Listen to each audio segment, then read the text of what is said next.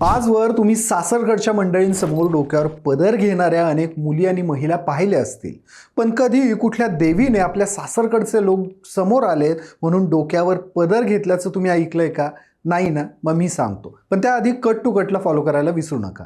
राज्यभर यात्रांचा हंगाम सुरू आहे. आता अशातच या हंगामातील पुणे जिल्ह्याच्या बारामतीतील पंचक्रोशीतली सर्वात मोठी शिरसुपळ येथील शिरसाई देवीची यात्रा संपन्न होतीये. या यात्रेला शेकडो वर्षांचा इतिहास आहे. या गावात शिरसाई देवीचं हेमाडपंथी मंदिर आहे. अक्षय तृतीयेच्या अगोदर 9 दिवस देवीचे घट बसतात. अक्षय तृतीयेच्या आदल्या दिवशी घट उठतात, तर अक्षय तृतीयेच्या दुसऱ्या आणि तिसऱ्या दिवशी देवीची मोठी यात्रा भरते.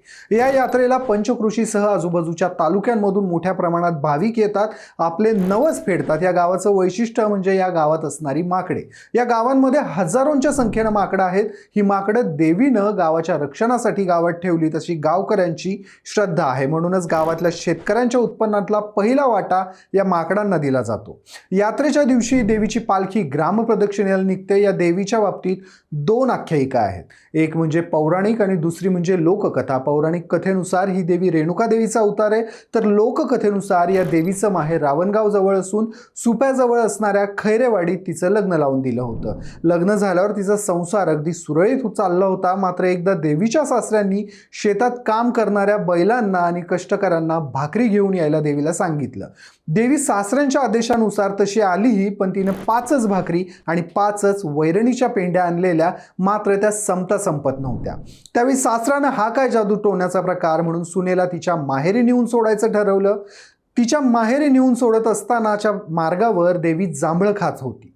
या मार्गावर त्यामुळंच जांभळांचं एक बनही तयार झालंय आणि आजही देवीच्या घटांमध्ये यासाठीच जांभळाची माळ घातली जाते.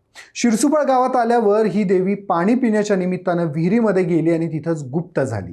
आजही जत्रेमध्ये तिच्या सासरच्यांना म्हणजेच खैरे आडनाव असणाऱ्यांना पहिला मान असतो.